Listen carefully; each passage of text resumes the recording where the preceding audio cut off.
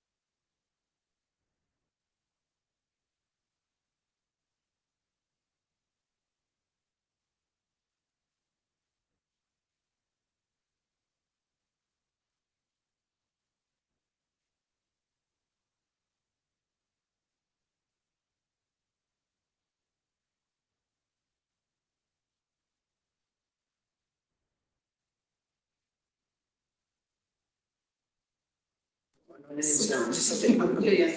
Unless things look like a flimsy, cheap junk mail, right? The berries. We made So them someone bigger. in his mail room. Just- Someone in, Oh, yeah, he's like, you look at that, and be like. so. Yes. Thank you. If we're gonna build and work. No, I agree, there needs to be more communication, notice. We're ready for 2 months. Well, it's gonna be built a nice home. What did we say? I think a nice home. I'll be there anyway. So I just will be moving. Just giving an example of Yeah. what it's gonna look like. What? There's other Cause I know. Because, hey, It's like you're reading, how could you do such stuff? you know, A higher call than coverage. if this was the only thing I was leaving, this is the only thing maybe I wouldn't be going, because this is the most important priority of my life. Yes. Oh my Just goodness, saying, just saying. I can imagine such a big, you have children, It's you. but I say it for you. Oh, that's kind of you. Yes, it was, but. Yes, question. For Helen. You. You don't have to guess that for you, that's what it was. How's your paperwork going? Oh, it's called. Did you? Right. Where at?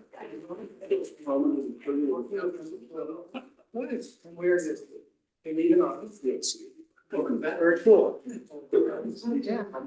That's my. Whatever. Good. Yeah, we're on our way. That area was the longest stretch, it's kind of fun. For minutes. It would have to go Yeah, through. so my son starts his on May 1st. Where's it going to diminish? Orem. Oh, cool. Somehow we're. So they called him the service mission in Orem. So now Yeah. we're gonna start. So we He's go actually in- not closing his house. I love, I am so Salon. glad, I am Oh, that's so glad. pretty that's- impressive. My brother and his wife served in. Wow. Oh, when? Oh, it's been dozen Okay, years ago. here, I second, right before we. Lovely, absolutely Okay, lovely. Well, I've only served there, I served in Southern. Oh, I did not. This is the new place. So you speak the language, I do. you'll have to teach your wife. She's learning. Yeah, She's a hard worker. so she's focused on learning the 18 months. La bella lingua, How long would you do that? 18 months, And you get parts when? August. So you have a little while. I'm just We go in the MTC at the beginning and we leave in the middle and we go to Italy at the end. So you'll work with the young single adults, is that what, We will. that's exciting. Yeah, Yeah, we're excited. will you travel around much at all? I don't know, there's three of us, I just learned how to be today, there's three of us who are doing it in that mission, so maybe, maybe not. Yeah, Depends on what we're getting signed. yeah. It's one side of Spain. Okay. Yes, we're good. So I will call our pre-meeting to order here in the city council's, I always forget what this room's called, meeting room. at, probably a minute late, too late, at 3:32. If you would like to start. So these are the items on our agenda for today. Are there any particular questions about these items we can go over? Yeah, my question is, I know we're just approving a site plan, this Hoyle office building, but have they been in communication with their neighbors about what's going on? I don't know What- if they have, we did send notices to their neighbors. Okay, But but that, that's- I understand notices got sent, but how's the actual, I will be asking them at the meeting what the neighbors have said, and do we have any indication about how the neighbors are reacting to this? There's no No. information, no negative calls or any questions about it. You understand, the last meeting, we had no negative information because they weren't noticed on the original one, and the last one just said the company name and this little postcard, and Yep, that's what we. That's, well, the neighborhood meeting didn't get noticed on, so. I think we need to change the notice, I think we need to up the noticing process for, at least for for properties that adjoin the property. We need to communicate better. So that we don't run into surprises. Very much so. Could we have, we've talked about this on and off over the last 2 years, but could we actually have a training here in our pre-meeting that's specifically about notice and what the city requires for notice? And then we can take that and say, is this really sufficient? Because we can. We have the right to do that. I think that would be a really useful training in the next month or so, like in May, to go through and say, this is notice, because we've gone back and forth on this a lot. Between the cards, between what's required, between what's, that maybe we need to get all on the same page and have a real good discussion about, this is what's required, this is what the city code says. And then if there's more we wanna talk about, I think that's a good place to start from. Sure. And what happens if you don't actually get notice? like if. Cause I we think a don't lot of receive people their don't actually notice. ever receive notice about these things.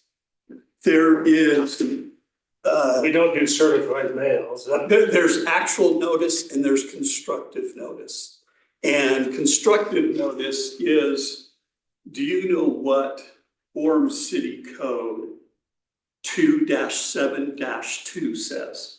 I had to look at it this morning, so I know what it says, but do you? No. Well, too bad you're held responsible for it. Because it's published, it's formal, it's official, it's out there. You have constructive notice because it's there. Actual notice is, I actually know what it says. I probably couldn't remember if you asked me, but I did look at it this Well, morning. that wouldn't be in the code because this is a new thing and we're not gonna publish that ever. So, but what it comes back to is the noticing requirements for a land use authority or for the city is we have to follow the legal noticing requirements. And if we follow them, whether somebody has actual notice or not, legally doesn't make a difference. But that doesn't mean that as a community, that is what we think is sufficient. State law noticing requirements are actually pretty thin. Pretty thin, so we build upon them and customize them to. Well, the actual requirements for a city to give under state law, you have to put it on the city's website, you have to put it on the public meeting notice website. We have to send notices within a certain distance. For certain kinds of projects. And by a certain date, I guess you have to. And it has to be noticed in those places. So X number of days before a public hearing or meeting. And once you do those, you have met the legal requirements. But just because you meet the legal requirements doesn't necessarily mean that people actually know. Over the years, I can't tell you how many times I've been in meetings and we've talked about this issue hundreds of times, literally, with different groups and people and committees. And then it goes finally to the municipal council and people come up and go, I didn't know about this, and it's like, well, it's been on the map for 20 years, you know. And it's not to say that they're wrong, I'm just telling you what the legal requirements are. As opposed to people actually knowing, and so part of the discussion to be had at some point is, how do we do a better job of making sure that if people want to know, they can know about an issue coming? And that's what I'm wondering about. Yeah. Is there's a legal and what's the Moral. moral stance you should have for notification? And I'm more interested in the moral. Well, there's definitely a fine line between somebody noticing and knowing what's going on and caring what's going on. Oh, definitely. I've bumped into lots of those neighbors that just don't And so, care. and so we do our best to notice, but it doesn't mean that they don't know about it, they just don't care. Yes. Talk about I think it's important just to know, we have a bare minimum legal standard that the state requires, but we also do things that are above and beyond. And that's where I come Yeah. back and saying, I think having a training maybe next time on this might be a real beneficial thing, because it's come up a number of times, so we understand, here's the state law, here's what Orem does, here's it. Depending on the Yeah. issue, we have gone over it when the mall came in, I don't know how many years it's gone, when the PD came in, we went about a mile. So we went extensively beyond the minimum and require them to hold a neighborhood meeting that it's probably half a mile, I probably exaggerated, but it was quite an extensive notice when you went. So depending on the issue, depending on the topic, we have gone over and above what's required. Who makes that determination and why would you have done that? So in that case, the council asked. Okay.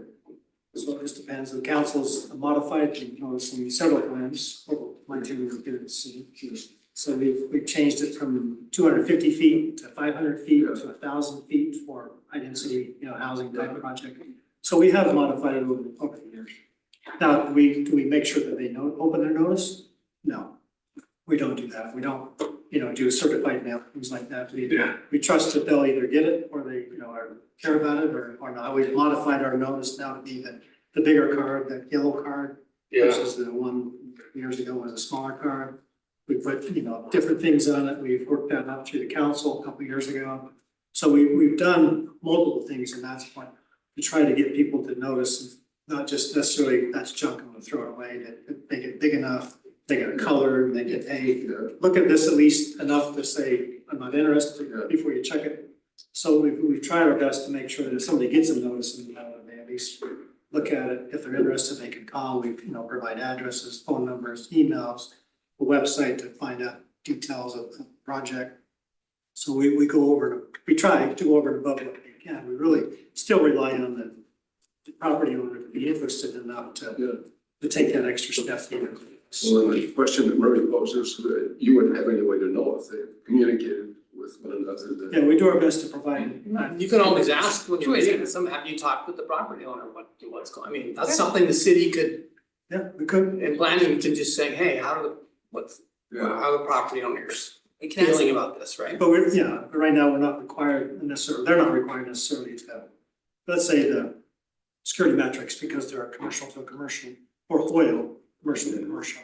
Yeah. We're not necessarily required to talk to the neighbor. We can list and we do notice the neighbor. So if they have a question, they can call us and say, well, contact, we give them the contact information. Yeah. There's only so much the city can force them to do, right? But you do provide the contact information actually, isn't it? Right. Oh, of course. So we can definitely talk about that next time. Can I ask a quick question? The letter that Diego Pan sent out was about as minimal as you could get. Yeah. I think they should at least be required to tell the neighbors. I mean, all it said was, there's gonna be a zone change, or we're petitioning for a zone change. That might not necessarily be a bad thing. We do try our best to try to review them before they go out. Sometimes Yeah. people don't do that. Yeah. It's pretty. It would be nice if we could have it somewhere in our code that you are required to actually say what the zone change is going to be. To require people to come to a meeting if it's not gonna be a bad thing. Yeah, and we do, I think our code does say time, place, and Those, anyway. that would be all great stuff to show us and talk through, Yeah, so we it really understand would. what the process is. Yeah. Okay, can I just take 1 minute? Yeah. So this is Michaela's last week with us. He's leaving in 2 weeks. yeah. Where are you going? We're gonna miss you. I'm moving to Ohio, Where? Yeah, Cincinnati. Wow, what for? My husband got a job, Wow. so he graduates on the Procter and Gamble. 26th and We've hired we Eileen, move. she's our new planner, and we'll take Michaela's. How are you? What's her last name? Yeah. Leon. Getting married next month, right? In June, yep. In June, okay. Very cool. So we're glad to have her with us. That's Eileen, Eileen, yep. and your last name, I didn't catch it. Leon. Leon, Leon. Yep. Yes. So where are you from? Tell us about you. I was born in Provo, kind of moved around a lot growing up. I lived in Kansas, lived in Mexico City because of my dad's job. And then I moved back up here at the end of high school and then went to UVU and graduated and here I am. Fluent in Spanish, so we'll have another Spanish speaker. Welcome to the party. Thank you. Nice to be here. Glad to have you. Well, Miss Reset. McKay, she's been great. Yeah, Michaela, that's over. It's the best thing to come out of Box Elder County, I would say. The best thing, come on now. I'm pretty happy to be from Box Elder. It's a good candidate. I heard an advertisement on the radio about Big Two Box Elder County just an hour ago. It's happening. Huh? It is. Happening. Okay. Anything else? Any other particular questions about these? Cool. Go over everything. I guess my only question is, I read the meeting minutes on the public hearing rezone. There was a comment in there that the residents didn't object and that Lene was totally happy with this. Can I just assume that's the case? I mean, or should I be checking, Oh, should I check in with Lene and say, hey, Lene, Well, It's our job to check. did you have a say, the minutes said you loved it, or that you I approved it? I talked to Lene myself. I visited the site a couple of times and she had not seen that. And she said, let me look at it and I'll let you know. Okay. She was quite upset. She said, I don't know how they would ever say I'm in favor of this. She said, I am not. Well, that was what I was wondering, I'm looking at this going, how much work do we need to do to Well, I don't know. verify? Who writes that? Oh, it's the They do, developer, yeah, the developer rates. That one was more detailed than they most of them Yeah. are, so I was a little impressed with that, but. But she said, she just was quite mad. She said, this is absolutely not true. I don't know how they would come up with that conclusion. I've been to enough of these meetings with city council members and they normally keep their opinions to themselves. You normally don't know how they're feeling. Hmm. Okay, well, I just thought I'd put that on the table now rather than in front of everyone. So those minutes are provided to the council as well, so obviously, Yeah, she hadn't seen it. She had just, well, not yet, but once it goes. I understand. Yeah, they'll be going forward with the project. Alright, okay. And then these are some items that are upcoming. We have a preliminary plat for Case Academy. They're moving a entrance from being off of State Street to be on that little road that goes to Sarah Park and the pool instead of being off of State Street. It's been a pretty dangerous entrance, so they're trying to help take care of that. And then we have some plat amendments coming up, both are in residential zones. I think one is vacating, is that Sydney Cove, they're vacating something? Sorry, we have like 4 crossings right Long road is combined, Yeah, two lots and Mount together, Rose. and different pools, so they're gonna be submitted. now. So those are some of the things that are upcoming. And hopefully you'll be seeing some of them soon. Yep, that's all I've got. Okay. We'll give Matt until about 5 after to talk about the lighting. All right.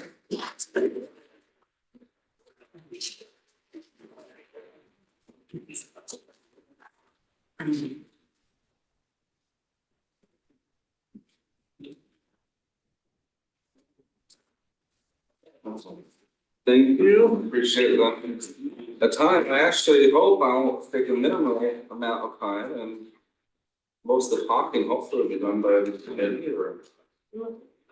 I mean.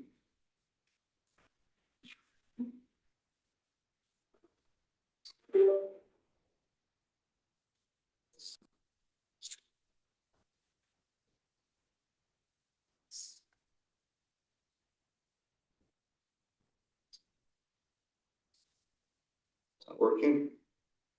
There. Yes. Yep, you're good. Okay. So, I have the slides available from our previous discussions.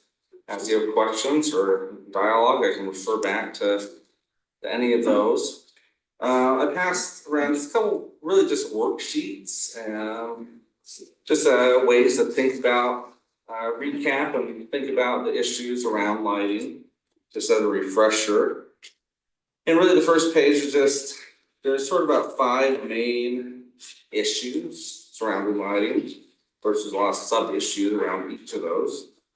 So we have trespass issues where light is glaring or going into places that is unwanted. That might be into your home, might be even just on your property, but this is typically light that's not wanted and it's a trespass onto your property. You have glare issues, and this is also sort of an unwanted light in your eyes rather than your property. These result in health and safety issues often, beyond just obvious sort of crime issues or traffic issues. There's also a lot of indications that this affects sleep regulation, having too much ambient light throughout the night, and especially blue lights. That's a color spectrum sort of issue.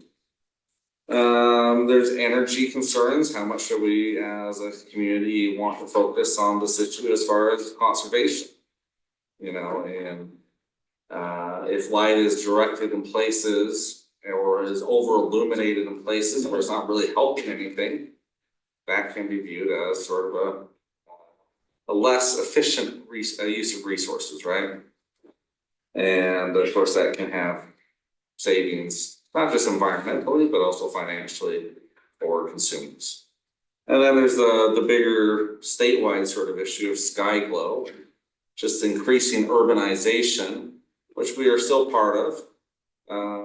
And how does that affect, nighttime viewing? Of course, I would love to see more stars in my backyard. I'm a realist though. I'm not too hopeful that in my lifetime we'll see a significant improvement. But there's other areas of the state that rely quite heavily on astrotourism, and I think we all enjoy getting out to those places and enjoying the night sky. And so that sky glow, the more we urbanize, the way we urbanize can affect our neighbors, even beyond the mountains. So those are the 5 main issues. There's about 5 or 6 basic tactics that can address those type of issues. Requiring full cutoff light fixtures, parking lot light pole height limitations, capping the maximum illumination of a site, require the light spectrum to be below a certain threshold, require non-security lighting to shut off after certain hours or be intermittent upon need by motion sensor. And also, how do we regulate it? How do we ensure that these developments are going to be meeting the standard? Well, we often do get a photometric plan, but I don't think our code actually requires it for all developments. And so at what point do we say, yes, these type of developments need a specific plan so we can ensure compliance with whatever standards we do end up having? So with that, the second one is just a refresher on the ordinances that are on the books today. This is it, this page, that's it? That's it. Now, the PD zones, I forget how many PDs we have now. 50 something. 53. Some of those do have specific requirements in them, but they're site specific. And then I passed out today, this is just an example. This is a first stab at something I did a couple of years ago when this topic came up. It has not been updated based off any discussions, but it just gives you a sense of what a lighting ordinance could look like that's more commercially focused and, rather than residentially focused. So say you decide, well, let's really focus on commercial lighting, not all lighting. That's another topic. This is one approach to adopting an ordinance that would address that. But really, I'd like to turn the time to you to circle back, because one of the first things we talked about was establishing goals and objectives. And now we have a bigger understanding of sort of the issues at play and some of the tactics that can address those issues. I think it would be really helpful for staff at this point to hear from the planning commission. What is important to you? What do you think the community needs to address? What are some of the things that maybe are off the table for the commission? Like, hey, we understand it, we don't want to go there. And from that discussion, that will allow us to take something like this draft ordinance and fine tune it to something that we could bring back to you for review and further study, so you really understand what you're adopting or proposing for adoption, if anything. So at that's my intro, and I'm here for questions and slides. Okay. Yeah, go ahead. So, you are the dog in this matter, right? I suppose Jason's leader, and I'll defer to him when I'm in trouble. You know, so you've identified various parameters, definitions, and so forth, considerations that we need to address. But I'm curious from the city management's perspective, where you see deficiencies, what areas that you have concerns regarding.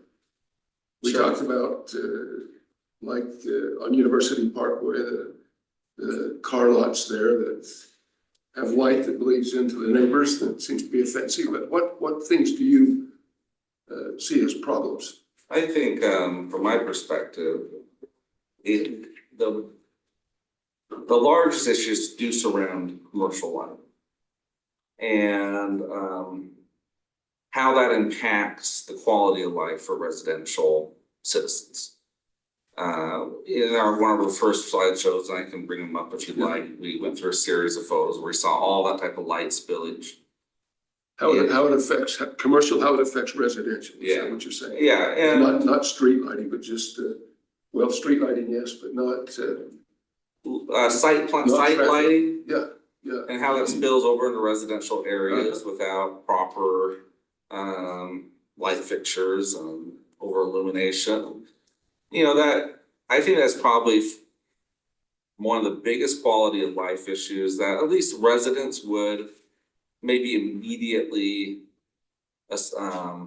identify with. Yeah. Now, there are other issues that are less, I think, less public conscious about, how, and that's why we dived into some of the details about how overlighting or creating glare situations can create some safety issues. I know the police, if they were sitting here, they would want lighting regulations that supported them in their job of catching bad guys, right? Or deterring crime. Or deterring crime, yeah. I think So what's the right balance between trying to create enough sufficient lighting for crime prevention, but not actually creating too much lighting, and you're creating glare and hot spot issues, actually make crime prevention less effective. Actually, I think that would be a really interesting conversation to say how does the police see some of these things, not from the technical professional side, but from Sure. their experience. I think that would be. Yeah, we could invite them in. I think, I'm not sure how much they Yeah. get into the technical side of it. That's what I'm saying. I've interacted with Separate police from- officers, they've been like, yeah, more lighting. Well, that's not necessarily better, right? So, I think if there was a presence in the police force that took some time to think about these issues and then react to them, then that'd be a worthwhile discussion. And that's what I'm saying, like, if we could have, I don't know, I think that would be interesting to hear, because we have heard some stuff about safety and we are balancing this, and where have they had experiences in Orem where they've had good experiences and bad Sure. experiences. I think that's important to know, like, is there a particular type of property that we probably need to be addressing some of these issues regarding? Yeah. Or even locations that are of a concern to them right now. I don't know when it was, but the city had an ambitious lighting project with the green light poles. How many years ago was that done? You know what I'm talking about? Oh, yeah, it's right, 20 years. It's been that long. And that was a big deal. And how has that been received well? In our neighborhood, when we knew it was coming, then we were anxious to see who was gonna get the light in front of their house. Sure. And so, And that's where I defer to Jason. He's been here Well, that time. and I know when I travel on some of the side streets, you can't see so well at night and you can't see the street light or the street sign. So if you do it a few times and you kind of at night, you reckon it by, I know there's a light right there. I turn at that location. And they're helpful from that regard too, but I'm just curious. I know we had to pay a little more each month on our city bill. But I don't know how that was just determined and. That was a public process through the city council. Yeah. So they had a whole, and I wasn't here at the time, but they had a whole series of discussions about street lighting, dark sky compliance and types of lighting. Dark sky. Different types of, the commercial, if you notice, has the kind of the loop and the. Yes. Commercial retail, or the residential just has the straight pole. All that was decided by the council, ultimately approved by the council. A lighting district was created, fees were assessed, and they just recently updated the fees to maintain them. Now it's that many years old, now they need to maintain the old system and update lights and bulbs. And about 5 years ago, I think they updated the lights to LED lights. So they're constantly Yes, changing some of those, but that was a city process and approved by the council. so that would have been the most ambitious project the city's The city's undertaken undertaking. regarding that, and I don't know what the feedback is. I don't hear any complaining about it. The only street that doesn't have and probably won't have would be Carterville Road, which is determined to be a agricultural tie, I can't Okay. know the term, but Yeah. rural street, and that designation doesn't require or allow streetlights. Or eleven. And so that will not have streetlights, but the rest of all the streets in the world. Just a quick note, I think it's important to remember, anything that is adopted would not be retroactive. It would be applied to new development going forward. Okay. So we're not gonna, if you adopt an ordinance, we're not gonna knock on all these commercial properties doors and say, all right, you gotta upgrade or change. Yeah, but as they came in for building permits, perhaps that's a trigger to require a change, or as they get, certainly as they come in for a new site plan, for a redevelopment or a new One issue- project. One issue we've had recently is a car dealership down, used to be Mitsubishi or Mhm. Where's that? University Parkway, on State Street. Yeah. State Street. They basically had some issues with crime, people would go Oh, in the yeah. back, steal their tires, and Yeah. so their solution, their solution was to just take the light bulbs out and put brighter lights, which then affected the neighbors to the east. And so we worked with them to shield the lights and things. So I think this would help to give us some requirements to say the maximum light bulb is this. Yeah. You can't just change it out and, go to the brightest possible just because it will protect your tires. We gotta protect everybody. So I think that's kind of the boundary between residential and commercial. Where we have parking lots and they're lit, whether it's a, car dealership or they have inventory in the back that they want to protect. Those types of things are, I think, our biggest issue. So are you hearing complaints from citizens regarding the lack of lighting? What do we hear? Do we hear there's, other than things like this, that people have complained We about? have, there's a recent lawsuit going on that against the city that there wasn't enough light and the lady was hit by a car. So, I mean, there's flip sides to both. I don't think we get a lot of phone calls type complaints. Have we surveyed citizenry specifically on this issue? No. This is one of those things that just sort of people accept or live with. It's like, this one. I'll show you this one. This example here. These are twin homes. They're on the backside of a commercial loading dock area. It's really just overlit to the max. Is that what? I imagine some people will say, well, I put up blackout curtains, no big deal, right? Other people might be super annoyed, but they feel helpless. Until we start surveying people. Yeah. I think a lot of people are just sort of resigned, well, that's the situation, right? My knowledge, we haven't received a complaint. If we did, we would be working on trying to get that. Yeah, when you invite complaints, you get them. Otherwise, I'm just kind of live with it, I think. We don't go out and actively seek. So we see an issue with this, and so the idea here is not to actively make these guys change, but say they came in with a redevelopment, then the ordinance will proactively try and correct this issue. It's a good thing. Because Sometimes we're these, seeing an issue.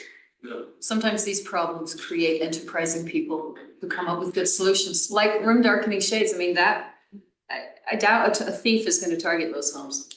So there is a trade-off. Yeah. Having something that well lit, Yeah, they'll avoid it and go to someone who's darker. True. I'll go to your house. Yeah. Marie, Where some there's comments. more goods to be taken as well. Yeah, but let me just point out this one area. Again, this is an example of creating dark spots, Yeah, right? yeah. So even though these ones are really lit well, that over brightness can create your eyes a situation where Blind you. then other areas are dark, and that makes it really hard as a safety perspective. So people naturally think, oh, yeah, this is great, look at the safety. When next door now you got a dark spot, great place for people to hide and do Right, right. things.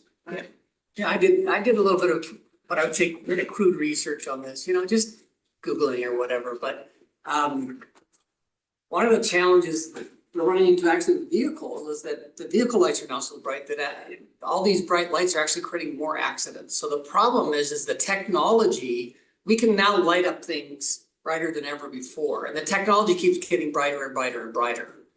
And so the technology, if a company's gonna use the latest and greatest technology, it might impinge upon their neighbors, so. And I think that's just gonna increase. So my assumption is that, more isn't always better. In the past, I think more, I live in a house that's tons of windows, and my wife and I, whenever we go to any place that doesn't have a lot of windows, we go nuts, cause there's not enough light in there. So I understand that, but I think we're getting to the point where technology is gonna create problems for owners and businesses like it. It probably will be cheaper and might be more efficient. Yeah. But it may not create the kind of neighborhood they want. You see that with car lights. Some of those bright lights. So there's are more affecting the overall car population. accidents are increasing Yeah, because of glare. yes, Car they accidents can't are- see as well. People can't see as How well, can you- so.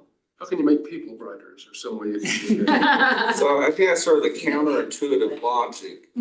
I think most people end up not really processing until they actually are in a discussion like this. The intuition is more is better. More is better. Until you start really talking and discussing the issues around more is better, they say, maybe actually less is more. Because it solves, again, could solve multiple issues actually by going less light. So there's that happy, do you wanna be rural dark? No. Do you wanna be this situation? Probably not. Whereas, it's that Papa, Mama, baby bear. Where's the baby bear middle road, right? Well, it would seem to me that, this is just a general discussion, that to really have the rubber meet the road, it would seem to me that we would need someone or some people that would identify areas in the city where things need to be improved upon, and then present those. Well, and I think we have done that visual survey. We've gone out, we photographed these areas, and I can say pretty much anywhere we have a commercial corridor, there we see these issues spilling into the adjacent neighborhoods. So State Street, University Parkway, 8th North, Center Street. Yeah. That's where I think we would proactively say, this is where lighting regulations are gonna be most effective and we'll get the most bang for our buck without putting a ton of burden on the actual residents that live here. And again, this is probably a multi-decade, 50-year project that before we see substantial measurable returns on moving in this direction. It's 5 after, do we wanna Yeah. continue talking for a little bit longer? So about the only this? question I want an Okay, answer to is, do you want to start reviewing a proposed ordinance that sort of meets these goals? Do you want to sort of limit the goals down? Maybe reviewing this next time would help you decide which of these are more. We'd like to get something moving forward, and sometimes it's easier to react to something. And so I would like to move something forward for you to react to. okay. I wanna ask one question before that, super quick, which is photometric plans. We've been seeing them in our packets occasionally with some, and it's obviously not required under our statute, but if we were to require, how much on average does that cost a business to have to Yeah, I'll come back. add to their cost, cause and I think that that's a question that it's fine to research it and stuff, because I think that that's a very valid. They actually are required in the commercial side. The photometric plans? Anything that's a C1, C2, any of those, any of the C. If they use outdoor lighting, they're required to have a photometric. Okay, Maybe Cheryl can help us find the code. is that reference. in I it? didn't find Yeah, yeah. Cause I don't think it's on any of these that's required, so it must be required. I might have well have an overlook there, so I'll go with Cheryl, and make sure, Yeah, find out where I'm missing something. so, yeah, so pivoting off of your question is, would we want to see? So my problem is, this is 6 pages, if I could get a paragraph or two. Like I can review this, but it's full of legal language and definitions. And I read everything like it's the same amount of importance. At the end of the day, I'll probably not be smart enough to be able to understand kind of what the implications are. Sure, well, and that's essentially why we've held off on proposing something like this. Is before, we don't wanna waste time on a bunch of legalese with you guys if that specific issue is already dead on arrival, right? So that's where this is really helpful for the planning commission to come back and say, and maybe you need more time to think about it, and that's fine. But it would be helpful for us to know, okay, here are the 3 top goals that we have as a planning commission. That allows me to pare this down to addressing those first, and then maybe other things later. We could break it down and just do the standards of different topics like multifamily versus non-residential zones, and not really get into the definitions, applicability, because that's something that's kind of will be a part of the ordinance anyway, right? Yeah. And really just get to the meat, to your point, I think, Murray, just to get to the standards of what we're talking. I think that would be useful, and then we can pivot from there. Hey, so if you have anything you wanna say, just jump in. So maybe come back next time and so. Yeah, next time or the time after. I think we need to do the notice. I think we need to talk about. We do it next time.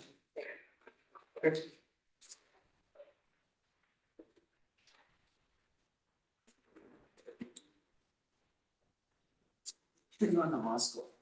Maybe should have. And I would like stuff like this. Here, does going to law school make you like a page of definitions? I was gonna say. No. Yes, I was actually very disappointed. This first page, yeah, the first page is like, reading, this is your domain, not mine, right? It's like just frustrated, this is how falsely you've been said. I was thinking about this. I know, everyone goes to law school because everyone else don't do it. Just don't do it. Okay, I guess I'm kind of on the agenda routinely as things come up, and I've had a couple of questions to me recently about ex parte communications. And so I wanted to talk about that. So what an ex parte, That's not when we're at a party, an ex parte. it's the after part. So an ex parte communication is it's legalese. And ex parte is really, what it really means is in the instance where you go and talk to the judge, but the other side doesn't get to be there and hear. So just think of it, you have a lawsuit going on, and the person suing you gets to go talk to the judge about all this stuff, and then the judge makes a ruling, and you didn't have an opportunity to say anything or talk about anything. So ex parte communications, the theory behind the ex parte communications is public discussion should happen in public, okay? But there's also a due process implication. And due process, again, is a legal term where you have the right to have notice and an opportunity to be heard and to respond to the evidence against you. Think of it in the criminal law context. As a defendant, if you're accused of a crime, you have the opportunity to know that you're supposed to be in court. You get to make any statements and present evidence that you want. But not only that, you get to respond to or hear the evidence against you. And so with ex parte communications, remember earlier, we've talked about the two main roles that you have. One is an administrative role and one is a legislative role when you're making legislative recommendations to the council. So in the administrative role, an ex parte, so when you have an administrative item in front of you, an ex parte communication would be outside of the hearing. You're talking to neighbors or the developer or somebody about the issue that you're going to hear about. And having discussions and then making a decision based on those discussions before the actual hearing. Does that make sense? That can, as I said before, have due process implications. One of the things with it is the reasons for a decision in an administrative context need to be on the record.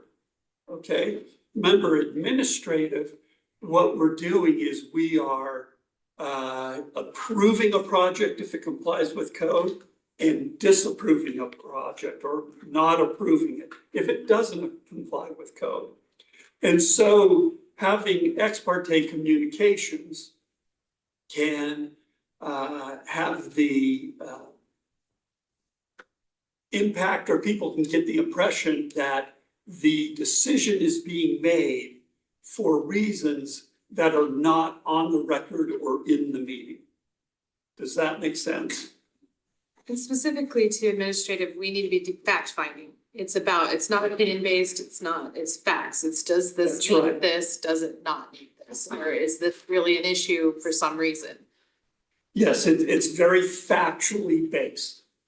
People will come in and say, the common one that everybody hears is, if you approve this, children will die. Okay, that concern in the legislative context is important. How dangerous is this? Let's take a look at it. In the administrative context, that's not the question. The question isn't, will children die? Because anytime you have a street in a city across America today, some child will probably be hit by a car and die. So that's not the question whether children will die. The question is, does it comply with code? Does it comply with the standards and requirements that we have? And if it does, we approve the project. And that's your fact-finding basis. You're going through an administrative process and looking at it to make sure it complies with code. So ex parte communications, where it usually you hear this, is prior to the hearing, right? Because it's not going to happen. If it happens during the hearing, that's great, because those issues are there. People can respond to them, people don't know. So prior to the hearing on legislative items, don't discuss the case with other parties. A developer, I've had developers call planning commission members saying, hey, my project's coming forward. It'd be great if you approve this. Don't express bias, prejudice, or an individual opinion. Remember, we're talking legislative items. So your neighbor asks you, hey, this project's coming up. Or, oh, I hate this project. It's a terrible project. You probably shouldn't have those types of communications. Expressing, prejudging a project before it actually comes to you. Then sometimes you can't help it because people come up to you and you cannot, escape, or it would be frankly rude and improper not to listen to somebody and let them tell them. So what you can do is you can come to the meeting and say, the developer called me on this project, but I told him it wouldn't be all of his concerns he needs to raise at the meeting. And that was the extent of our conversation. So you can disclose your ex parte communications in about the project. And then what that does is preserve due process for everybody. It's due process for people who like the project and the developer. It's due process for people who might oppose the process or the project, and a neighbor to it who's against it. Did you have a question? No. Oh, He does. Oh, yeah. I'll give you what if your ex parte communications are about the process? I'll give you an example. So there was a neighbor, someone in our neighborhood decided they wanted to change a boundary between two lots. He owned both lots. okay. And he is a real estate agent. He's a real estate developer. He's a friend. I go to lunch with him. I've climbed timber with him. Good friend. Yeah. His name comes up and I say, George, that's not his real name. George, have you talked to your neighbor? Actually, the first thing I did is I went and asked the neighbors, cause I said, hey, have you heard about this? I think it was a public hearing, but I may not, but I said, have you heard about the property thing being changed next door? You abut this property. I like neighbors to know about things. It's kind of one of my pet peeves, right? And the neighbors on both sides say, no, I haven't heard anything. So I call back my friend and say, George, you probably ought to talk to your neighbors about this. He said, well, I own pieces of the property. It's no big deal. So I understand, but they need to know that this is happening. Because I'm not really making a decision one way or another. I'm telling him there's a process you ought to follow. And that's something you ought to do, just out of courtesy. And because I knew it was gonna pass and I knew there would be no issue. But Yeah, no, that's a great question, because things like that happen all the time. they happen all, Somebody happened on in the your last neighborhood. security metrics one we talked about last Yeah. week. I had lunch with this guy, I had lunch with Brad Caldwell all the time. We have regular lunches and I told him last August about what was Sure. coming in and. And you'll have neighbors come up to you, it's like, you're on the planning commission, this project's coming in and, Well, and. no, I'm being to be real clear, I've been proactive. I don't wait for, no one's lobbied me for anything. Maybe, I don't know why but when I see things, I go talk to people about it, because I wanna find out stuff. Well, you gotta be careful. It's one thing to, you find out about something and you go tell somebody, hey, neighbors, there's a project coming in. You may want to be aware of it and pay attention to it. Go look on the city's noticing site and it'll have all the documents that you might want to see. That's one thing. It's another thing to, hey, this project's coming in. What do you think about it?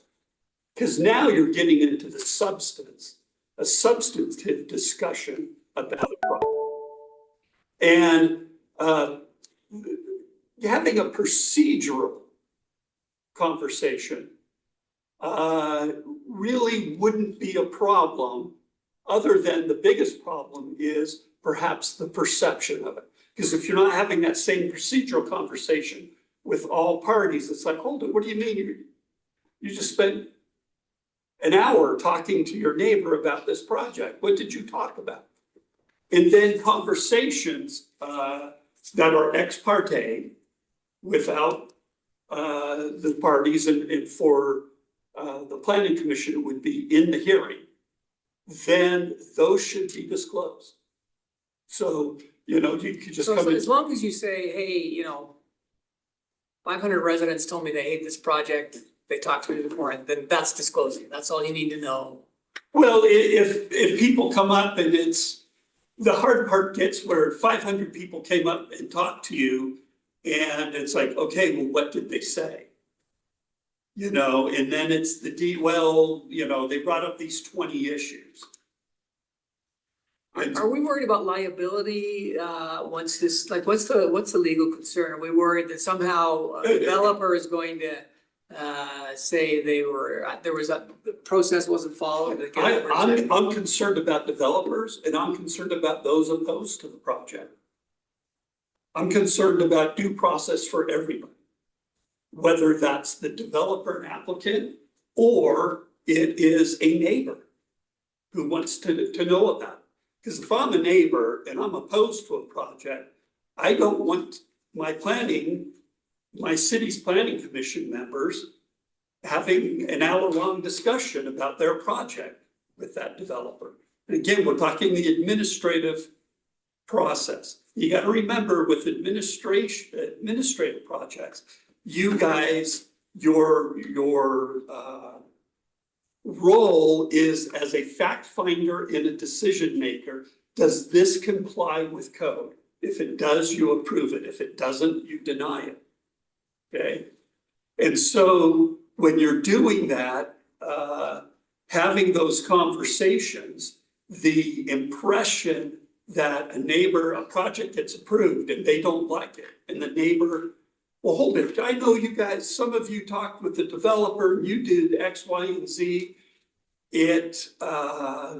If they sue us in liability for the city, yeah, I'm concerned about that. I'm also concerned about a developer talking to planning commission members or neighbors talking to planning commission members, and the developer's project gets turned down. Hold it. That's not the reason. This is a pretext. You turned me down just because they don't like it. You didn't follow the law. Does that make sense? So what Jim said about the letter that we just received, or the minutes, claiming that Lene Millet supported this project when she said she actually doesn't support it. Is this kind of what we're talking about, where things are getting twisted and we don't really know what happened? Is this? Yeah, that's a good example of it. Great example. You know, at least by having the minutes, because the code right now requires a neighborhood meeting, and then the developer has to send in a report about that meeting. And staff, we don't know if every word in it's true or not. Right. And the neighbors don't know if it's all true or not. But as all of the documents, because that document now is a part of the record, and we can ask them about it, and we can ask neighbors in that meeting, they said that you actually supported it, did you or didn't you? Now, the rules are a little different when it's a legislative recommendation. So you have a council to which you make a recommendation on a project. And that recommendation isn't a fact-finding thing of, does it comply with code or not? It doesn't comply with code, because they're asking to change the code, to change the law. And so a broader conversation and the concerns about ex parte is great. It's not there. And unless, of course, people are saying approve or don't approve this project. Well, why? What's the basis that we should or shouldn't approve it? And it's for some unconstitutional purpose, like, this person's a Mormon, don't approve it. We don't want to do that. Mormons. What? We take Mormons. Yeah. And so that's where ex parte communications get dicey, because it doesn't happen in public, or there's not a document about it, or there's not a disclosure. So the difficulty is, you go to church, you go to the supermarket, you go to the elementary school, you go to play pickleball, a soccer game, you go out to eat, and you have friends, and people see you and ask you questions, or somebody may be interested in something, and so you want to tell them about a project to be aware of it. That would be okay, just disclose that. And the better part is to be really careful about ex parte communications. So do you have any examples of planning commissions, either in Orem or Provo, have gotten in trouble with this? Like where there's been lawsuits or, scandals, newspaper things that come out of it? You've got like the one. I'm trying to figure out how much I need to be worried about this. 'Cause Oh. I have loose lips and I know lots of people. That's my problem. At least you're honest. Well, yes, I do know about some things, not necessarily lawsuits. But I can tell you what the biggest damage is, this one at the very end. It's, we talked about the legal requirements of noticing a little bit.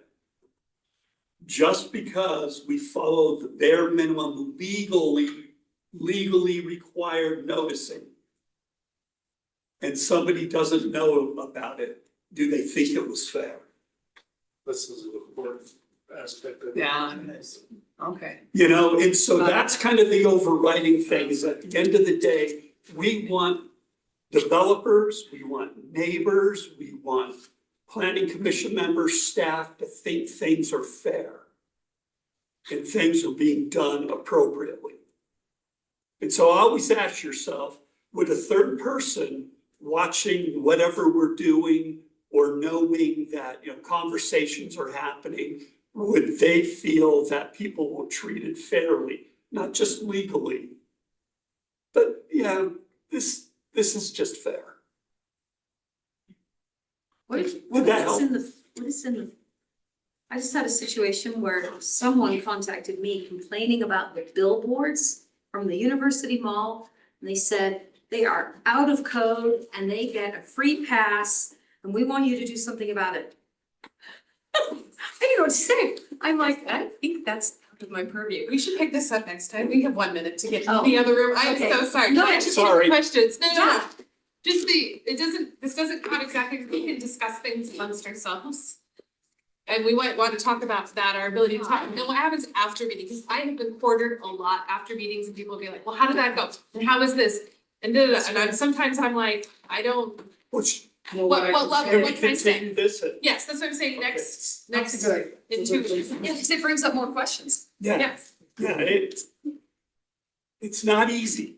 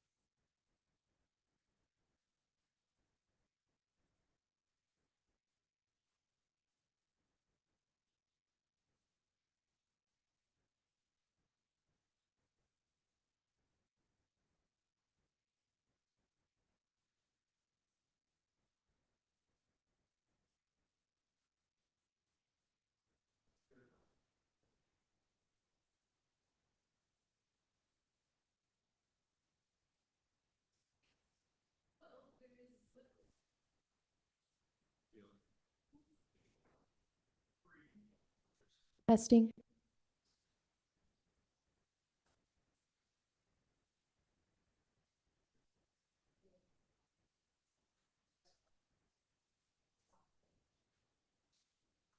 You've been. I lived there for.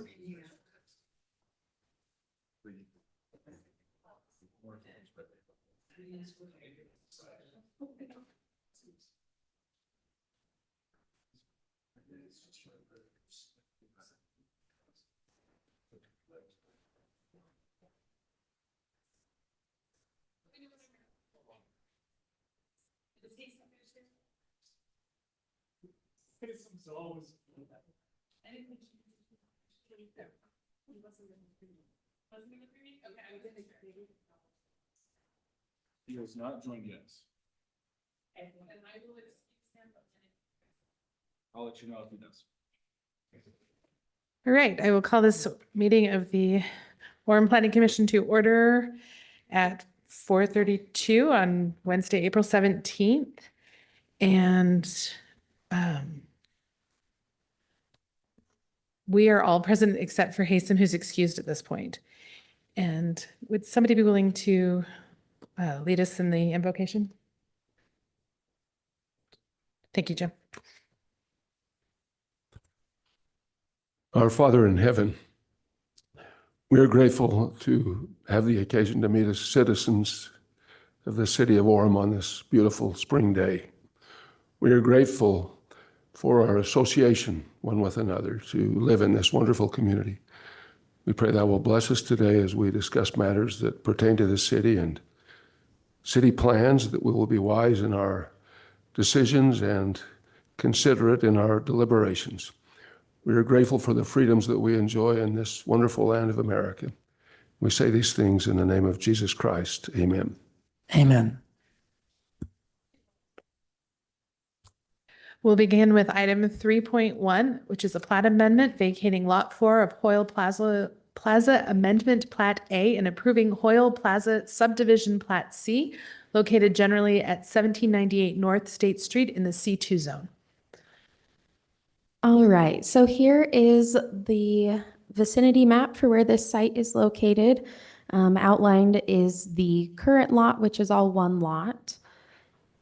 And here's the zoning map. It is in the C2 zone and is surrounded by the C2 zone.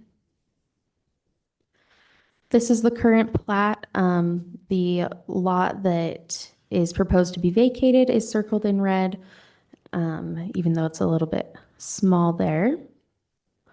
And this is the new plat showing the two separate lots. There is reciprocal parking and drainage and I believe utilities across both lots, just to ensure that everything keeps working how it would need to on the site. I don't see the two lots. I'm confused where the boundary, what's the difference between the two? Let me zoom in here. So let me see if I can get my mouse Oh, is it on there. kind of on the diagonal and then across the bottom or? Yes. Oh, there's my mouse. Fantastic. Kind of. Can you see my mouse, Marie? Mhm. So this is the new lot line and then it comes down and then it does a fun little like curve right there. So let me go back to the original one so you can see it. It's currently, there's an easement across that area, but it's all one lot.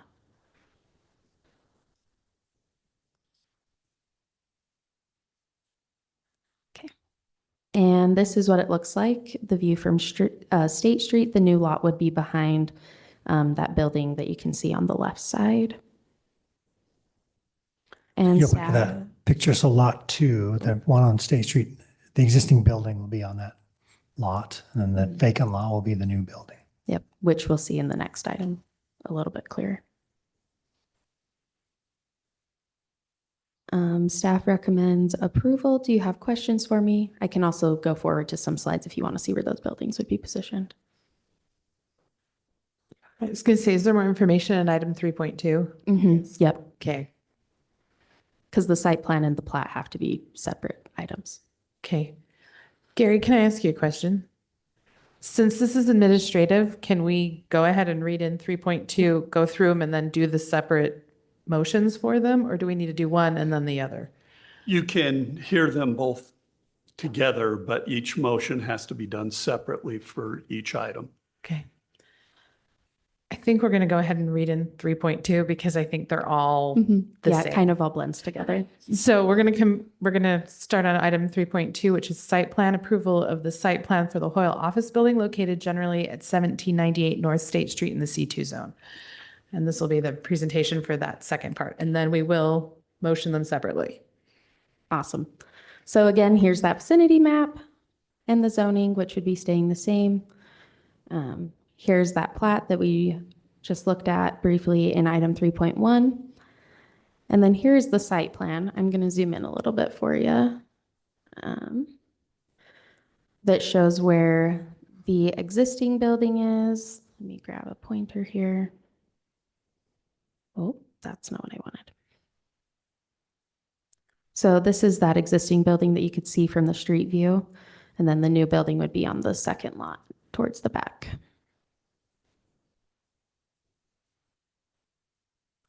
This shows kind of what it currently is. This is their demolition plan. There's nothing on that new site that would need to be demolished as far as buildings.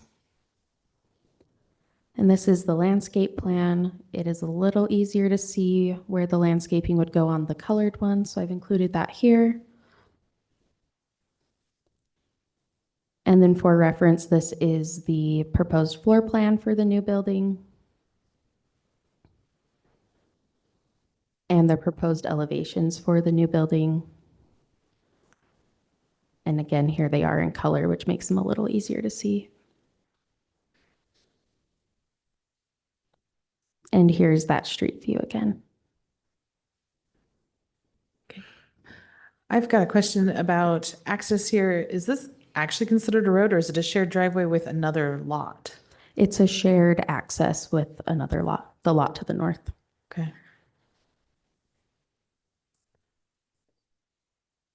Okay, any other questions for staff? But there's even parking on, I'm not sure, yeah, on the east side of that, there's, so it's, so the access also goes, there's an easement or some kind of a right of way that the others have access to, the people on the Yes, so east as this well? is an access easement across the lot.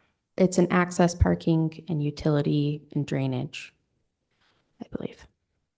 So there's some parking up here for an existing lot. There's new parking here for the proposed lot. This parking is existing and will remain, and so is this parking.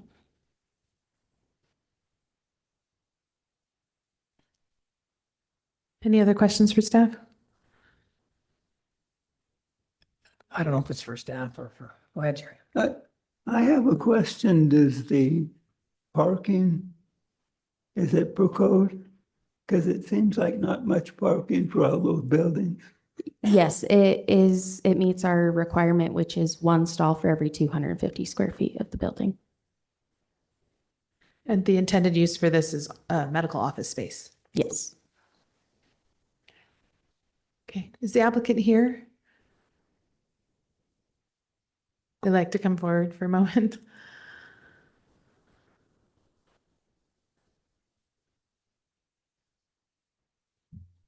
I'm Matt Brown with MW Brown Engineering, representing Jim Hoyle, who's the owner of the lots. He actually owns both buildings. Okay. Are there any questions for? It's a medical building, will be for doctors, dentists, anything like that? He's the dentist, but I don't know what he's really planning. It's just a medical office. Okay. 2 suites in there. Any other questions? Okay. Just on the access, that parking, actually, the overall plat goes all the way around and that back out to State Street. It serves us a bigger building in the back, and then the buildings you can see just on the bottom of that aerial. Yeah, what are the buildings to the east and south and north of this? The one to the south is an office building that has a computer company in it. You've got carpet distribution, home, I don't know what you'd call it, but where you go buy carpet, Wesco, I think it's called. And in the back, I think it's like an assisted living type facility. I don't know that it's assisted living, but it's that type of medical facility. Guys, look to Mike, this is your neighborhood. There's a vet down the street from Westco just a little bit. Okay. Yeah, it comes off of the actual street to the north there, though. Yeah. The back of their unit would be on this drive, right? Yeah, on the back parking lot there.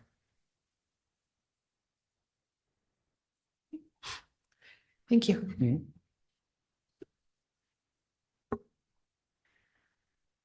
Okay, would we like to move to motion on item 3.1, which is the plat amendment?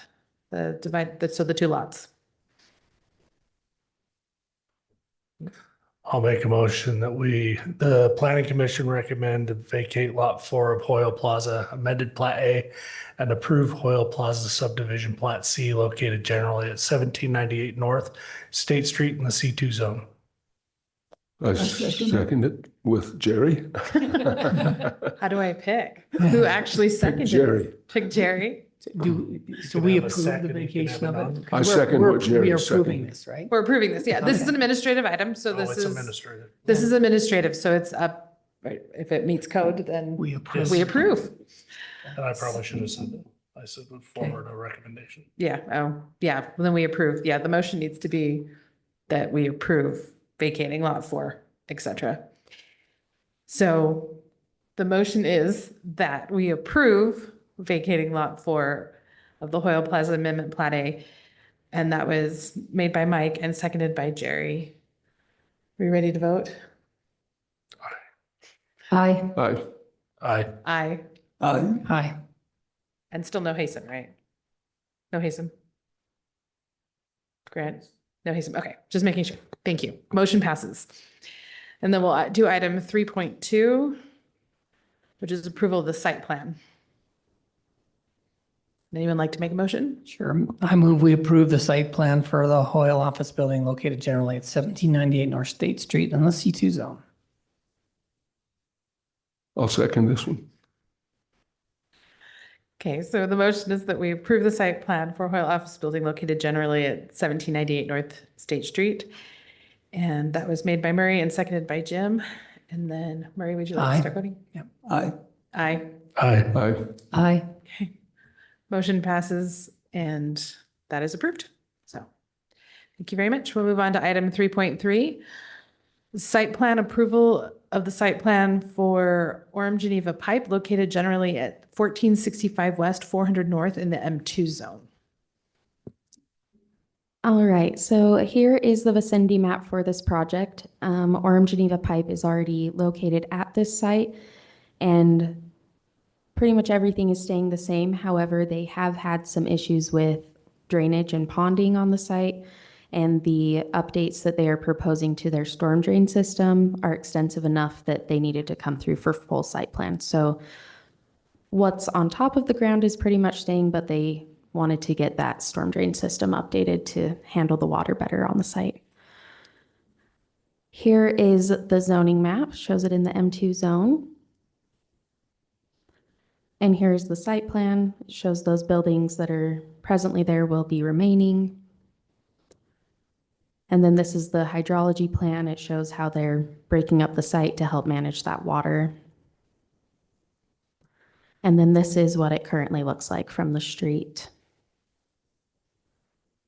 Do you have any questions for us? Yeah, how will breaking up the site help manage the water better? That is a great question for Taggart. I think they're building this in different phases. The different basins there, what that does is it allows you to see where the water's draining. There's different sub basins, and they've designed perforated pipe with gravel around those retention basins, and then they have orifice plates to hold back the water. And it's all broken out into calculations so we can see how much water they're holding on the site. So this map is just a hydrology plan to show where the water's draining to. And then they have calculations to show that they're holding the correct amount of water on the site that's required. So they're not physically breaking it into lots. It's just a drainage plan. Now, aren't they going to somehow reuse the water that they're capturing?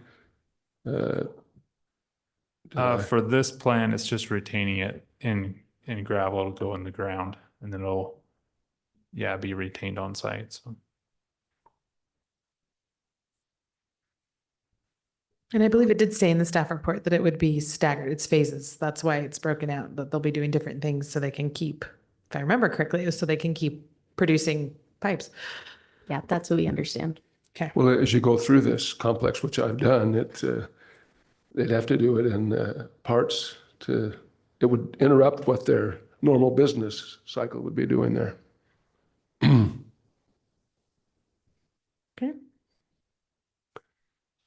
Any other questions? Any other questions for staff?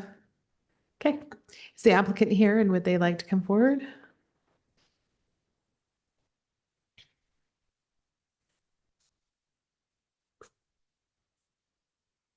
I am actually just the contractor representing Geneva Pipe for this project that would be doing all the work there. So I'm Kevin Phelan with ESP Excavation. Okay, any questions for the applicant? How long will the project take? These are phases, and will they just do phase one and see how it works, or? Right now, we are going phase 1, 2, and 3. We will probably hold on phase 4. So it will take probably through the period of several months to get there as we go through phases on and off. As you already guessed, we're trying to keep production in line as we're going through this to get it into compliance.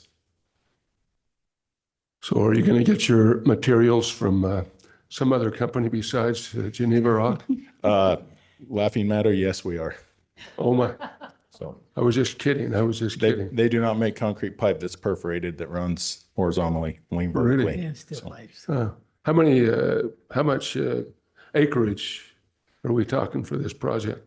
What is it 9 acres total on the project that the property sits on, but we're probably going to only be affecting roughly 2 acres of that as we restructure everything. And how far do you have to go down into the ground to do what you need done? We'll only be about 5 feet in the ground at the deepest points from what I recall. What's precipitated the need for this? I've forgotten what. Effectively no storm drain that was put in years ago, just paved it and let it be. And so we are trying to get to compliance with our long-term SWIP program. So it just really puddles and leaches into the ground in a very slow manner. So the water puddling is causing an issue. Yes. And this is being driven internally. The city's not driving, No, this is all just Geneva Pipe voluntarily doing this. Yes. Okay. Anything else for the applicant? Thank you. Thank you. Okay. Shall we move to motion? Just a reminder that this is in fact an administrative, so this is an approval.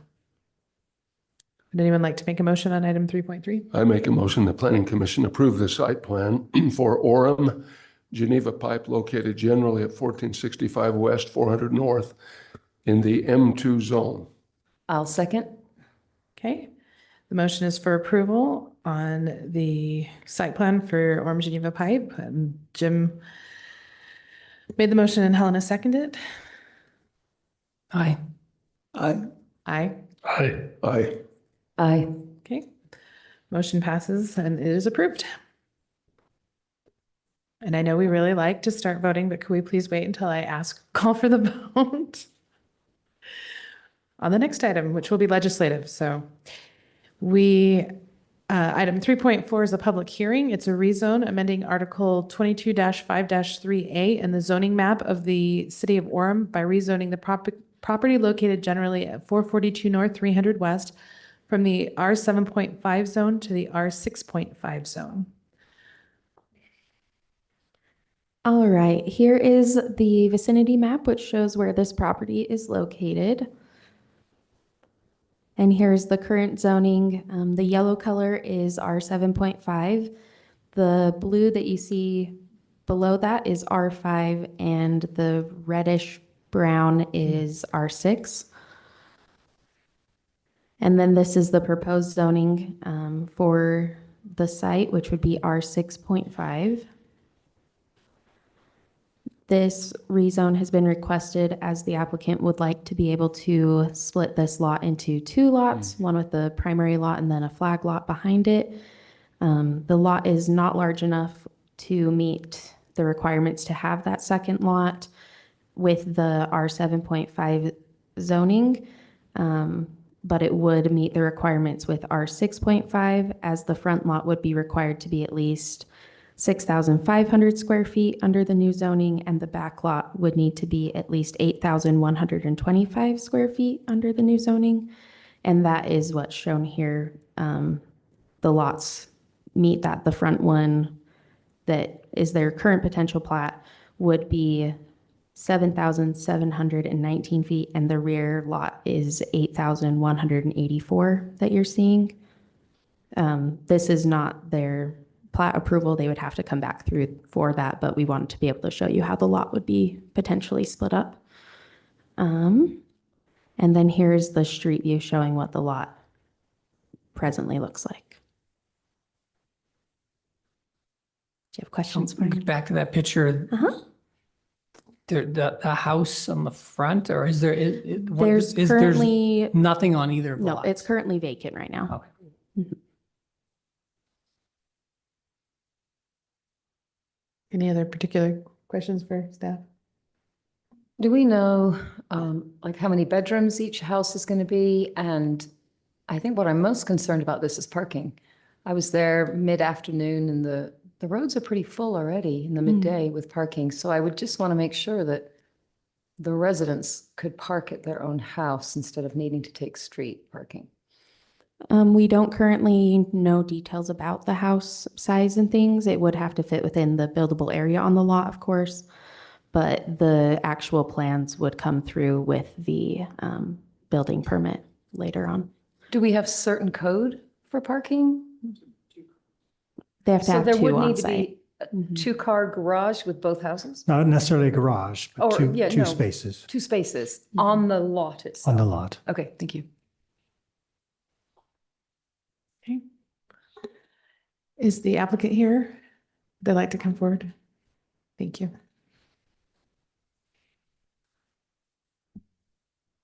I'm Shelton Taylor with Atwell Group, representing Mr.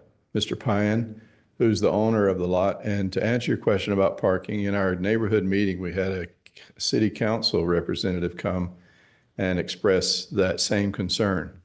And we talked with her about the design to have the adequate parking for each lot for the two, and then additional if needed for, along the driveway or whatever. So there wouldn't be any plan or design for on-street parking.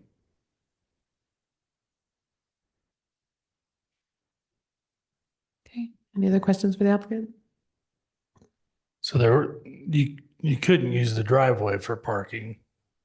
Well, it's 20 feet wide. And so, if need be, there'd still be access. If somebody were having a gathering or family thing or whatever, you could park down the driveway and still access both properties. Yeah, that becomes a nuisance to Excuse one me? or the other. I'm sorry? That becomes a major nuisance to one or the other neighbors because it's a shared drive. Yeah, typically by ordinance, the crosshatched area, which would be the shared drive, could not be parked in. Right. So it'd have to be in the driveway leading to the garage. Yeah, that only works for one of the spaces that they could park in the back. Right. So, but there is adequate as it sits now for two parking or more even, because they have garages planned.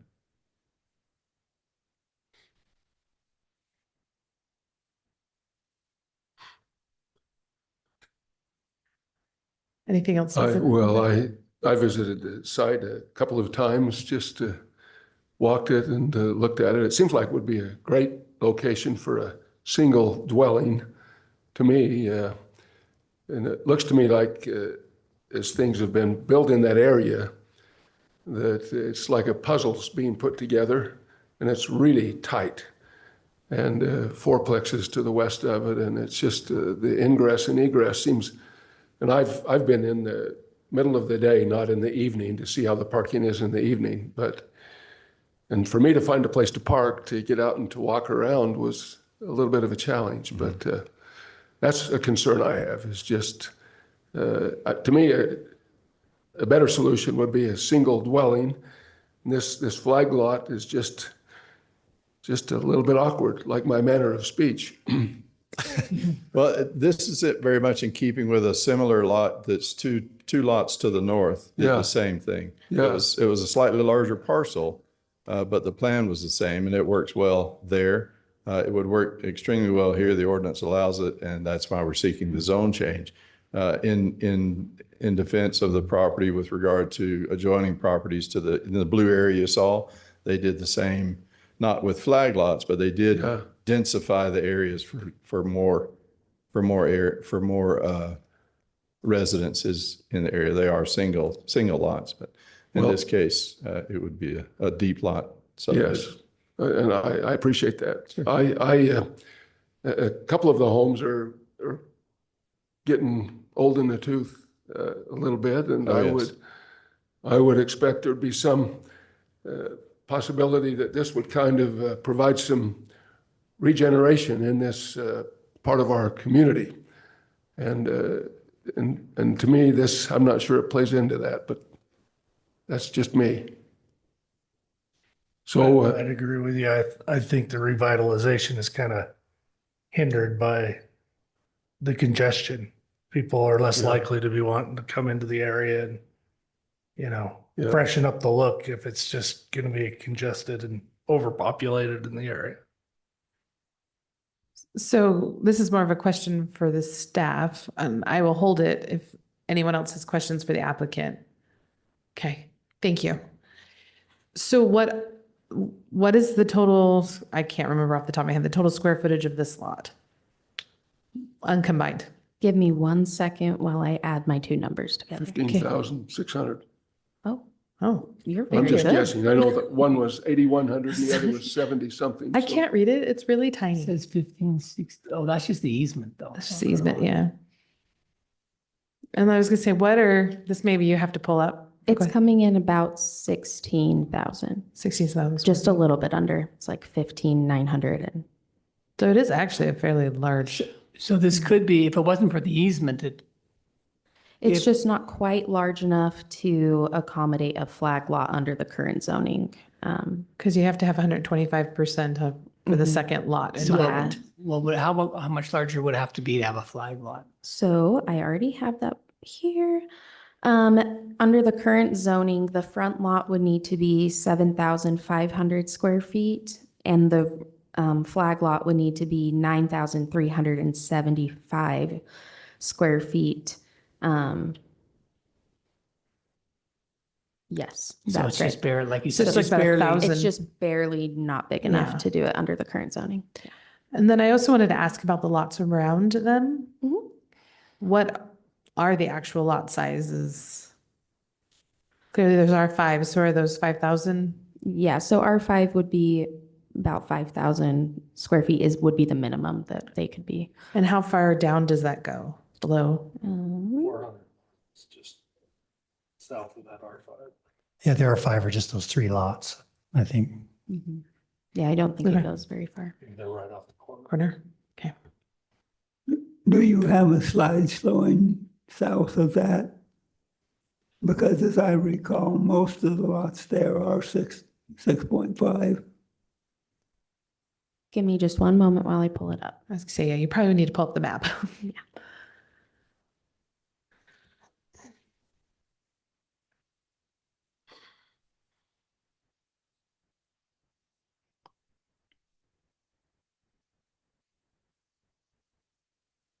The program does take a moment to load, so Then I would it'll ask take a minute. another question while you do that, because it probably will be on that program too. Yep. There was some, if I'm remembering correctly from the staff report, there was some concern about a wedge of land behind this property.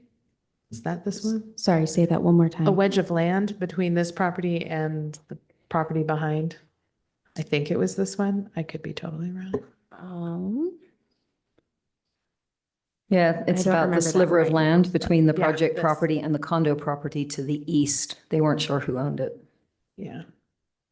That will also be in the same program. That's so what sorry, I it will assumed. take a That's minute. why I figured I'd just ask the question while we were headed that way.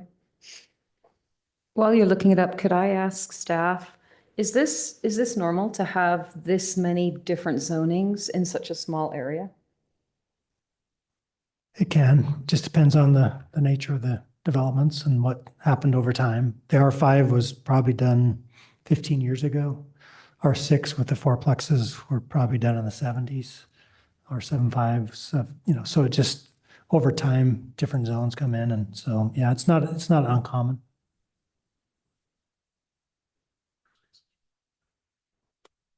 Were they?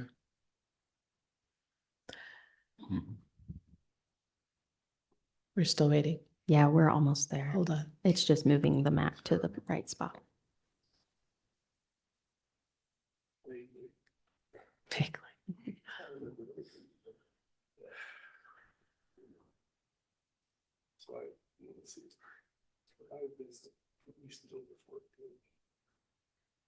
Oh, here we go.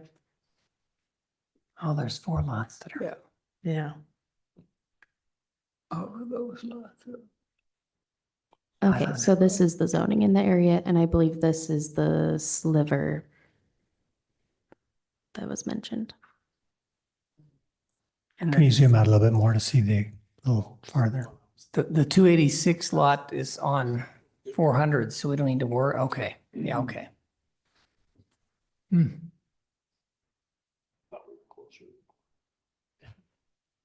That's a wide variety of lot sizes. That really is quite the.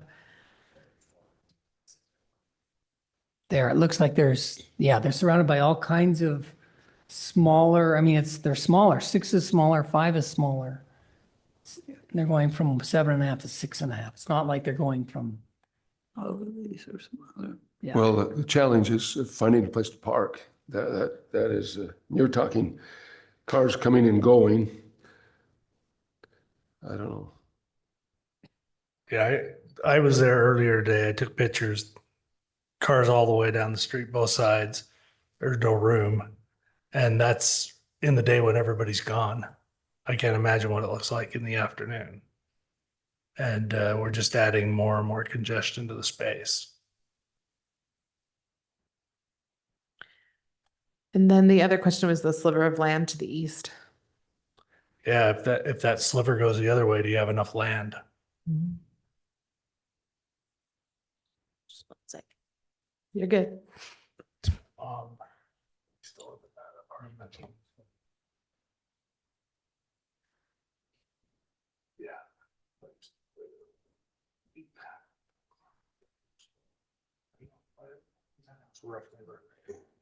It's the sliver on the east East side side. of the property. Yeah, I'm I just know there trying was to zoom some this in. question about it and it's between the 2 colors. I don't think it's enough to make it the right amount of land, but only a surveyor would really be able to tell because they would know where the property lines exactly are. And is this currently a lot of record? I'm really asking you the hard questions. Yes, it is. Okay. Which if I understand means it has been surveyed at some point and. Surveyed, yes, but it's a meets and bounds lot. It's a meets and bounds lot, Mhm. okay. So the next step for this property would be getting it platted so that it could be built on. Okay. Okay, well, this is in fact a public hearing, so we will open up, if everyone's okay, if there's no more questions right this second. We will open up for the public hearing. If there is anyone here who would like to come forward and speak on this matter, please come to the podium, state your name, and you have 3 minutes. So I will open the hearing now.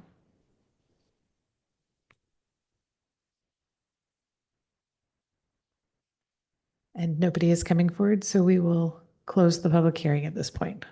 Thank you. All right, so we will move on then to motion and or discussion.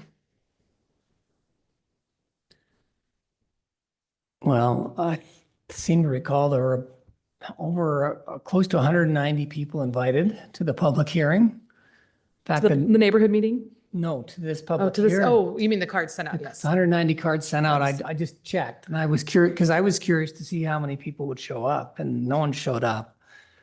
Let's say a fair number did to the neighborhood meeting, more than They I normally did. see. My number one criteria for all of these is, does this fundamentally change the nature and character of the neighborhood? And for me, it doesn't. Someone else's criteria might be parking. And if it's parking, then you have a different vote than I will. Well, my vote will be based on whether I think this fundamentally changes the neighborhood. And I think it doesn't. And to me, it feels actually pretty consistent with what's there. That's just my 2 cents. Yeah. I went to the meeting. I have looked at the property twice, and it seems reasonable to me to, in the meeting, I don't recall, there was one lady that had a lot of questions, but at the end of the meeting, I don't recall her saying, I hate this or anything. The main concern was irrigation. And I think it's been decided that's going away anyway. Isn't that true? I don't. I understand that the surface water irrigation in Orem will cease following this summer. This will be the last year that we have surface water irrigation in Orem. My source is a fruit farmer neighbor. So anyway, I say that. Now, you mentioned, Murray, that is this going to change the neighborhood? It's consistent with what you see with these small lots. And I could acknowledge that that's correct, but I perceive it as a chance to improve upon it some. That's my hope that can be done. And I think the reason that people aren't coming, the number that were invited, I think most people that reside in that vicinity are renters. I think they don't perceive themselves as long-term being there. If I can just clarify, we do notify the property owner themselves as well. So not only the tenant, but also the property I owner. appreciate that. Okay. I was also gonna say, do you have any comments on the irrigation situation on this lot? Or I don't. irrigation in general? Any subdivision or any ditch, assuming that you're accurate or not accurate or whatever, but any ditch or anything on that would be taken care of with a plat. So if there's an open ditch or anything, it would be piped. If it's going away or abandoned, it would be taken care of at that point as well. I don't think that's an issue, really. Michaela, can you put the map up with all the colors again? The really big one or the one in the slide? Just where we can see the lot sizes. Can you get the bigger one? Yes. I can see a little bit more of that. And I will zoom out.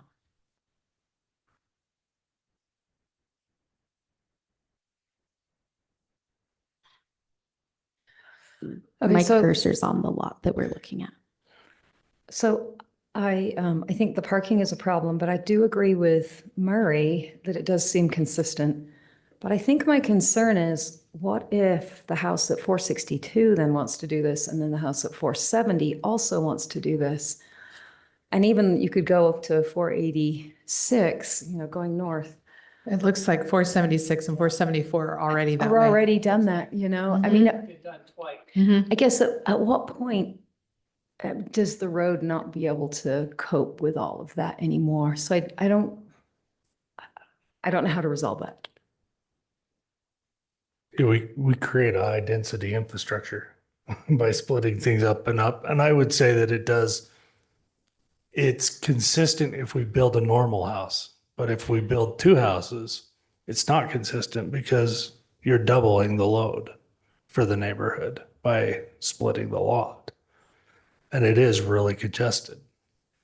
And so, that investment to somebody want to come revitalize the neighborhood with that kind of investment, or do we just continue to let the old houses get older and older because it's just congested and overrun?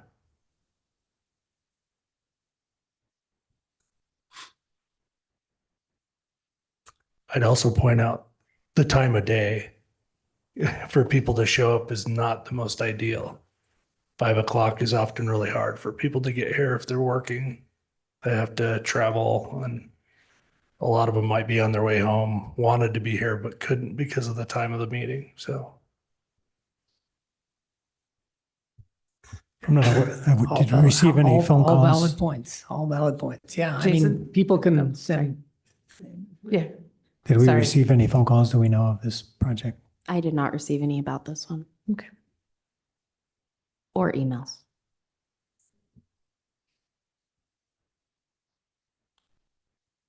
So would anyone like to make a motion on this?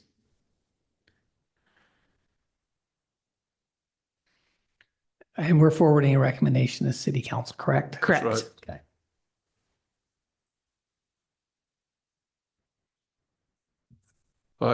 I'll make a motion that the planning commission forward a negative recommendation to the city council to amend Article 25-5-3A and the zoning map of the city of Orem by rezoning the property located generally at 442 North, 300 West from the R7.5 zone to the R6.5 zone. Second. So the motion is a negative recommendation to the city council of splitting this, I'm changing the zoning from R7.5 to R6.5. And it was proposed by Jim and seconded by Mike. Jim, you get to talk first. Say that again. You get to talk first if you have any comments you want to make about it. Well, I think we've pretty well put the cards on the table. Yeah. Sixes. I mean, I can support either way, but, and it doesn't have to be unanimous either, so. No. Yeah. But it has to be at least 4 votes one way or the other. Right. So. Or if we deadlock, then. It counts as a negative recommendation. Okay. Just so you know. But yeah, no, but I was trying to be orderly about everyone making their comments here, but I don't, I think it's a long-term historic area for the city. I'd love to see some revitalization go on in that part of town. And I just see this as a negative draw to that revitalization and redevelopment. So we have a lot of congestion issues. I don't see adding to them personally, so. Yeah, and I'm concerned about the precedent that we would set. I think we could just continue that congestion once we approved that, and I can't get behind that. Yeah, and I agree with all of that. I also think precedent's already been set. And I'm not sure that keeping it in the current zoning is going to make any difference in the long run. I'm not sure anyone's going to come in and say, I'm going to save this neighborhood because there's R7.5 versus 6.5. So, yeah, I see both sides of it here. I get the traffic and you're right. I don't want to give up on any neighborhood and I don't want to encourage higher development. So I see where you're coming from. No, I agree. This one kind of goes both ways because I think there is some concern about slicing up the lot and adding more density there. But the neighborhood already over decades is that way. And it's clear that other neighbors have done the same thing. And so by saying no, what are we balancing and saying on that front? Well, I would say that other neighborhoods, have they done the same thing? Is it a pattern that we want to continue, you see? No. It's not, but. Well, it depends because there are neighborhoods where I think it does flag lots have made sense. And we have done this in other places over the last year or two. But usually we haven't had to downzone them to Right. make them. Well, yeah, there's been actually a couple we have downzoned. But most of them, yes, have been able to work within. Yeah. I think if the road infrastructure supported it, I think we might feel differently. Yeah, that's But right. I mean, it becomes a single lane road when there's people parking on both sides already. That's what's happened to a lot of our neighborhoods. Yeah. So, Yeah. and I don't know. I mean, you could also argue though that 2 lots means 2 more houses as opposed to 1 more house, and that's housing, and they would be smaller houses on each of those lots that would in theory be more affordable, potentially. I don't know. Sometimes the cost keeps going up, so. And what is affordable? All debates for another day, but so it's kind of a. So.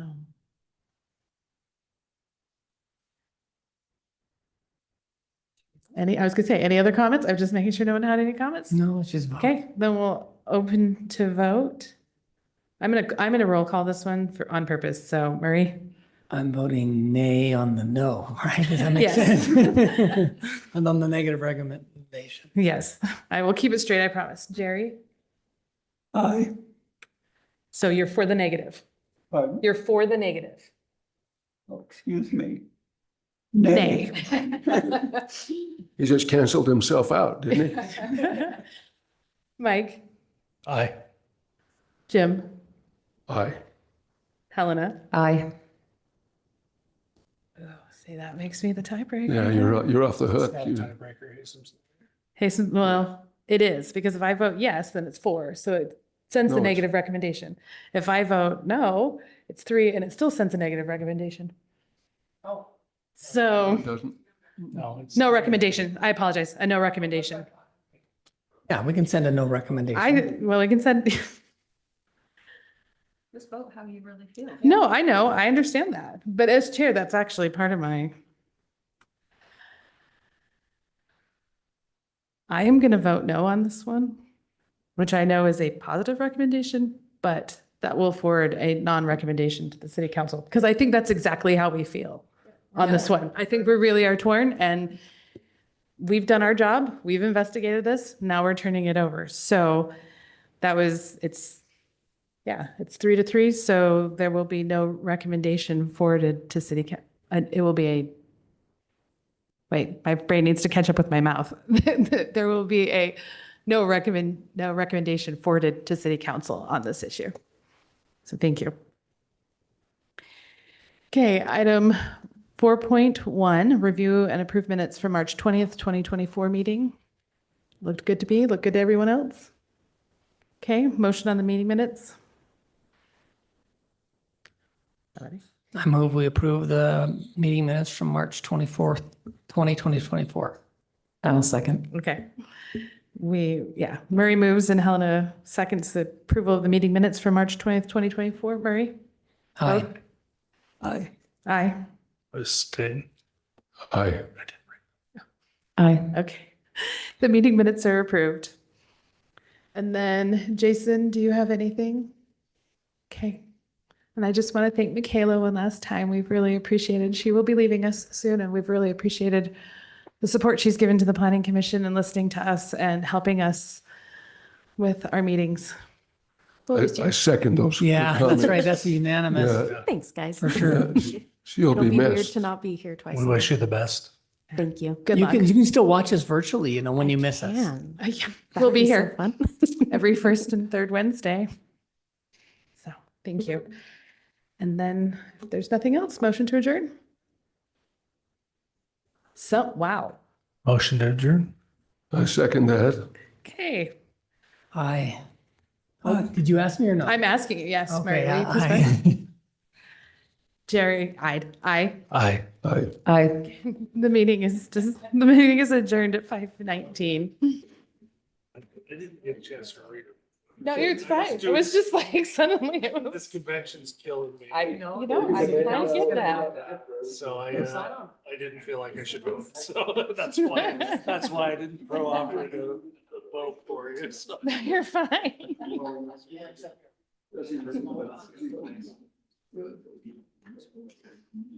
There's one.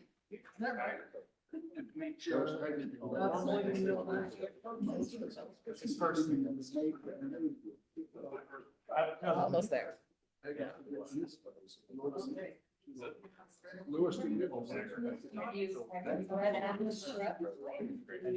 There you go. Thanks.